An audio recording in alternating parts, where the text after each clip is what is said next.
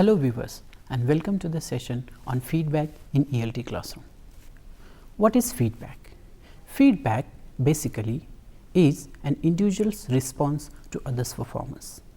Remember, we always give our feedback, our comments on others' performance in some or the other manner.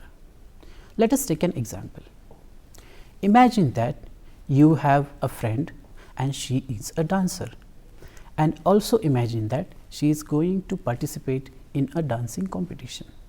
So, before she performs on the day of competition, she needs to practice a lot, and during her practice stage she always needs help from her mentors and friends.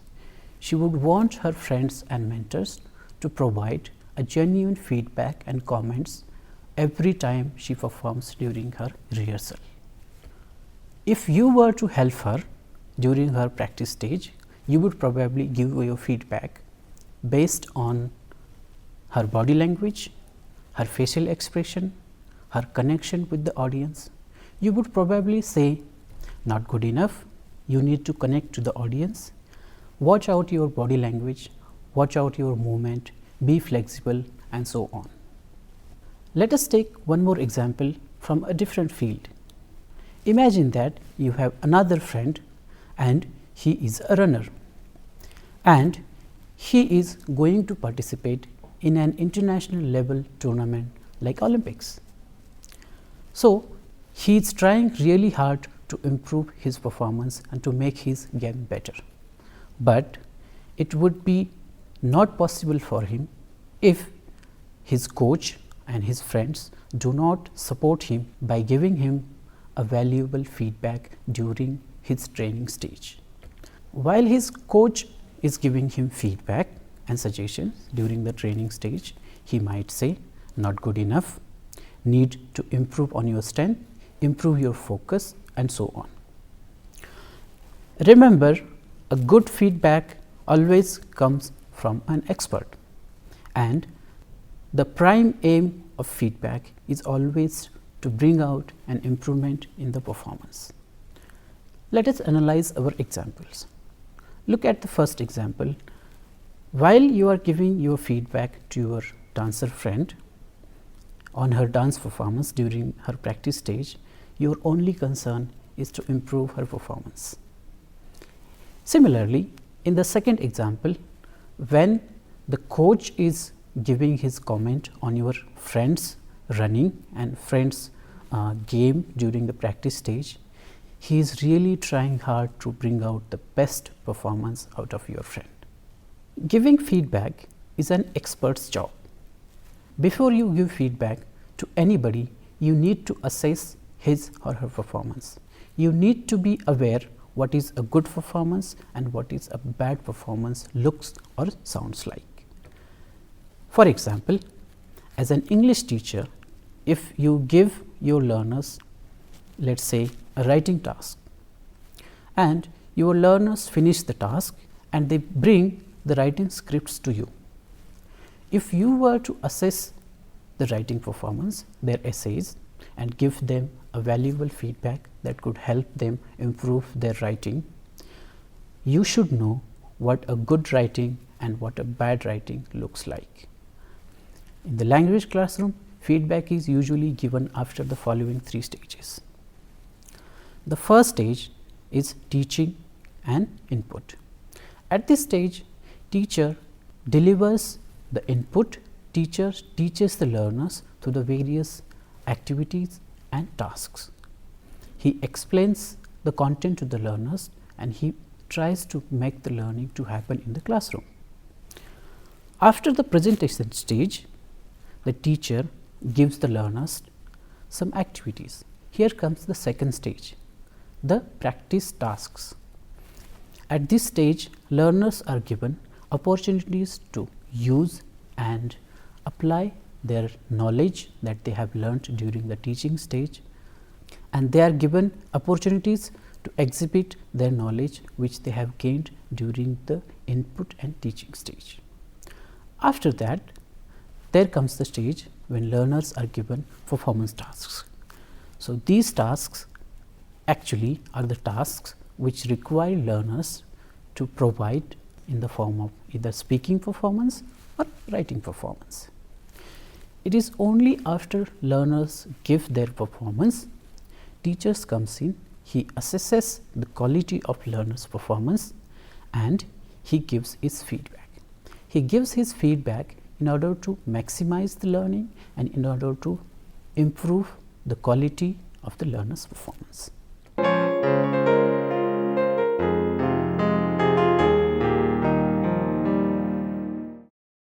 Now, let us discuss the relationship between feedback and teaching.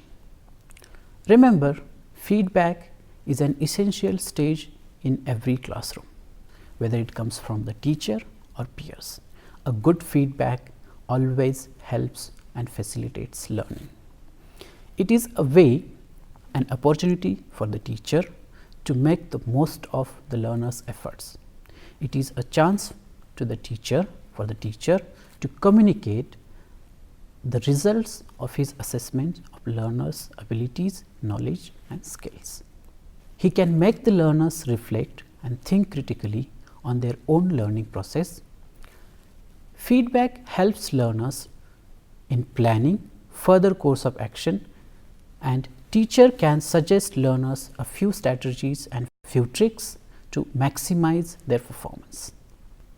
A teacher can raise learners' awareness about their linguistic and knowledge deficit through his feedback. He gives his feedback in order to avoid the fossilizations of these deficits. Fossilized errors come from a faulty knowledge gain. When you fossilize errors, it is very difficult to unlearn those errors.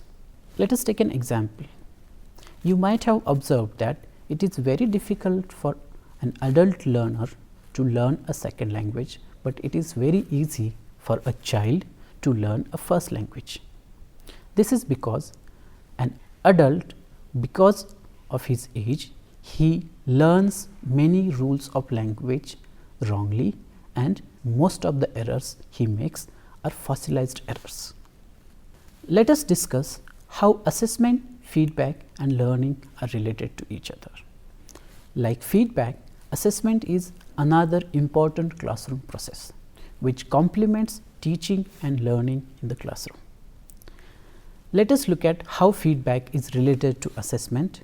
The ultimate aim of any classroom procedure is to make the learning happen in the classroom. When a teacher selects his teaching components, instructional materials, and when he plans for his teaching methodology, he always bases his decisions on the assessment that he has done of the learners' learning, their abilities and their learning aptitude.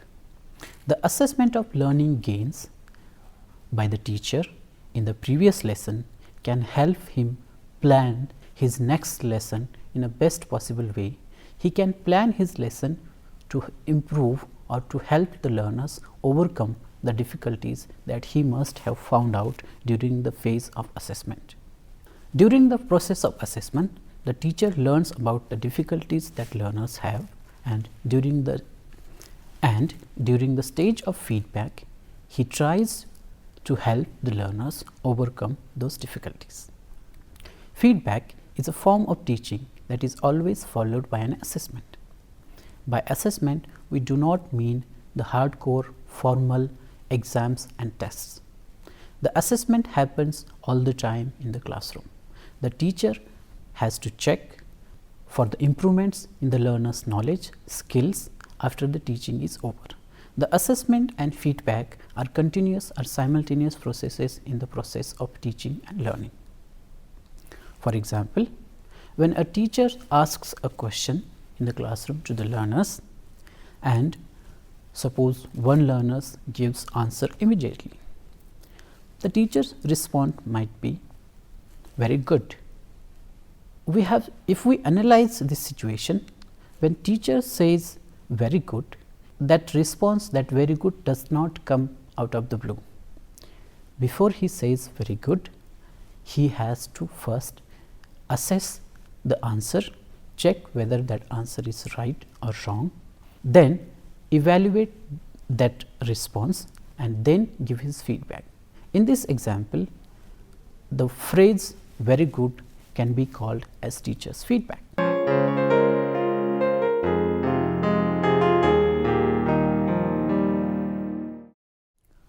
Feedback is always based on teacher's assessment of learner's learning.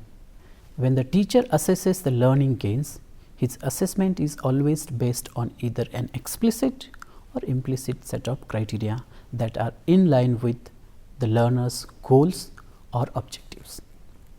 The objectives of an instructional program always guide the teacher in setting the level of perfection required in the learner's performance. Language is a complex phenomenon. There are a large number of norms available for all the areas of communicative language ability. While assessing or giving feedback, the teacher must consider multiple factors such as background knowledge of the learners, their level of proficiency, the course objectives, and so on. We cannot expect a second language learner of English to provide or to speak like a native speaker of English. The assessment and feedback done or given by the teacher must and should always match with the level of the learners if you want any learning to happen in your classroom. The teacher can use the available standards or norms as the basis of his assessment, feedback, and even teaching. There are a few international level English language assessment bodies that set standards for language abilities that can be used for teaching, assessment, and feedback. Few of them are Common European Framework, as we call it CEFR. Then we have TOEFL, we have IELTS. These bodies provide a detailed set of rubrics that can be used by the teachers for assessment and for feedback for the learners and across the proficiency levels and for a variety of language abilities. However, the classroom feedback is not restricted to such norms. A teacher has liberty to adopt these rubrics according to his classroom needs. Each classroom and each learner for that matter may require a feedback at different levels and at different standards. However, a set of rubrics always guides teacher as a point of reference when he prepares for his feedback and when he teaches or when he assesses learners' performance. The teacher can then modify, and he should modify, those rubrics as per the needs of his classroom and as per the needs of his individual learners.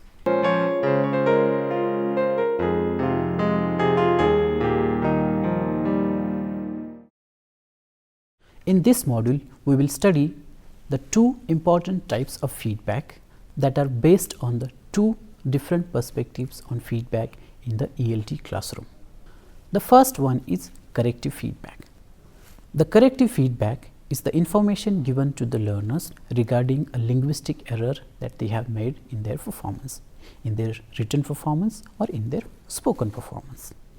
It is more of a product-oriented approach to feedback, in which a teacher is more concerned about the final product of the learning than the process of learning. Let us take an example. If the learners are given a writing task, the teacher will base his feedback entirely on the final product of that writing. He will base his feedback and he will try to find out the errors in the final script of learner's writing and give his feedback only on those errors. The constructive feedback given in many ways. Here are some ways of giving constructive feedback. If you look at the slide, the first type of feedback, the first way of giving constructive feedback is direct feedback. In this type of feedback, teacher spots the errors in the learner's performance and provides the correct form. We also have indirect feedback. In this type of feedback, the error is indicated by underlining a part of the text that contains the error, indicating the number of errors in the margin, or entering an error code in the text itself. The feedback can be oral or written. This is our next type of feedback. It can be oral or written depending on its purpose, feasibility in the classroom. If we take the example, a teacher can give a written feedback on the writing performance, and he has to give oral feedback on the speaking performance. The next way is, a teacher sometimes provides the learners correct form, and sometimes he creates opportunities and encourages them to come up with the correct form. Then the next type we have is constructive feedback. Constructive feedback is more of a product oriented approach to feedback. In this type of feedback, the process of learning and thinking is more important than the final outcome of the process, that is product of the learning. While providing a constructive feedback, the teacher is more interested in developing learners' mental faculty by providing a comprehensive description of their errors and by giving suggestions for the further possible improvements. The constructive feedback is aimed at triggering a dialogue or reasoning or a thinking among the learners in the process of learning. A teacher provides the learners a learning friendly feedback instead of providing some negative comments based on his assessment of the errors that learners have committed in the product of their learning.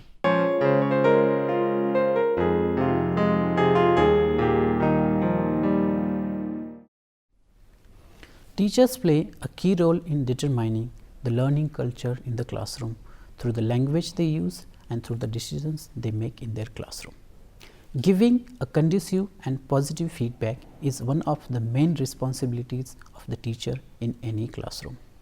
Feedback is important for learning, and a teacher must consider the effect of his feedback on the learner's emotional and the motivational factors. The content, the language of the feedback should be presented in such a way that it does not demotivate the learners from learning further. Teachers' classroom feedback should incorporate enough amount of praise, encouragement and appreciation of learners' efforts in order to enhance their motivation and raise their levels of self-esteem. Sustaining learners' interest, motivational level and belief in the process of learning is essential in the process of learning. Highland and Highland state that, I quote, "The ways teachers choose to express their feedback can affect both students' reactions to it and the extent to which they use it in their revisions." Teachers always must keep in mind that the prime role of their feedback is to channelize learners' thinking in a way to encourage them for the improvement and to raise their awareness about the loopholes in their current knowledge in the best positive way.